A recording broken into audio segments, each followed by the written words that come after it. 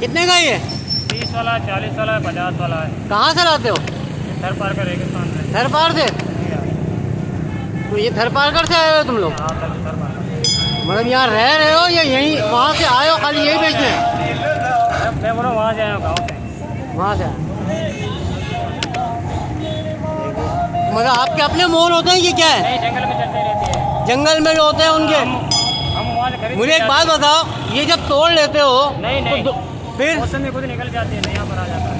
मतलब ये तो जानवर से ही निकलते हैं ना? हाँ, जानवर खुद तो फिर निकालता है। कैसे काटते हो, क्या करते हो, क्या तरीके का है? भाई खुद निकालता है, वो मोर है, वो मोर मौसम में खुद निकाल देती है। वो खुद निकाल लेती है, हाँ, फिर नए पंखे आ जाते हैं? नहीं आ जाती, ये बारिश वाली मौसम है ना, इसमें निकलेंगे और साल अंदर बाद के आ जाएंगे। तो ये कितने साल में निकलता है? मतलब ये साल में चेंज होता है। एक साल में जो है वो हाँ। तो कितने पर निकल जाते होंगे?